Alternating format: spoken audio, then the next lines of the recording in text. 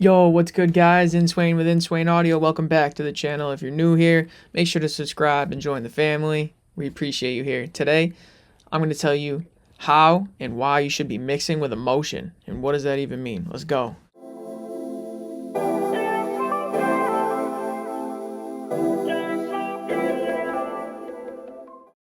Mixing with emotion is doing things with attitude, doing things with intention, doing things with your own flair. Not doing things cookie cutter formulaic, because that's boring. Think about all of the best songs, your favorite songs, the most iconic songs, songs that are genre defining, that define an era or a sound, right? What's one thing they all have in common is they all break at least one rule, usually multiple, but they're all breaking the rules. They're doing something exciting, they're doing something new, different, wild, crazy, whatever, right? Even the way people dress, these artists, it's all about breaking the rules. So that is the first tip with mixing with emotion, is when you put your heart in it and you do things that you feel instead of what you think you should feel, you're going to find yourself breaking the rules, but that's what makes it cool. Another way that you can mix with emotion, and something that I recommend, is to move fast, mix fast. Let your gut instinct drive you, and don't stop and second guess yourself and start changing things, because then it's lame and it's boring and you're going to make the wrong decision. Just go with your first instinct and let that emotion drive you, not your more analytical side of your brain. This is how you make things interesting.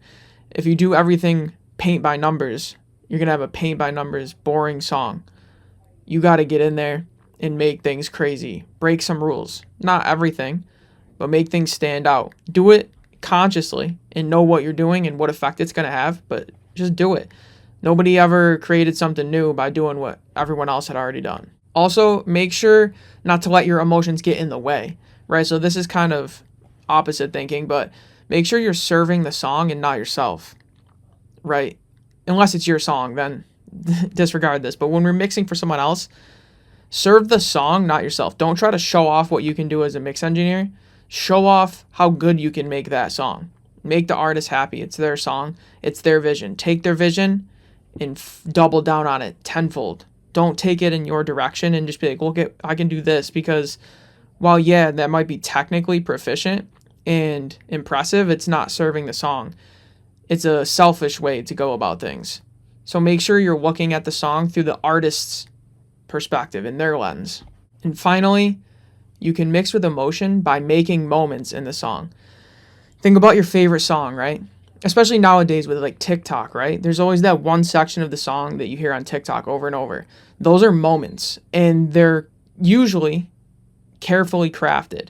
Now, I'm not saying make, lyrics that can relate to TikTok necessarily, but I'm saying make a moment in your song.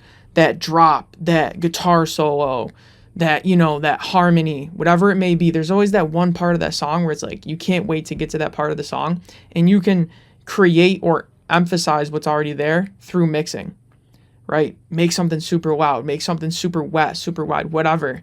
There's a million ways to do it, and it all is taste and case by case basis, but make at least one moment in every song, or it's just boring. We're just waiting for something that never gets there. Let us get that moment.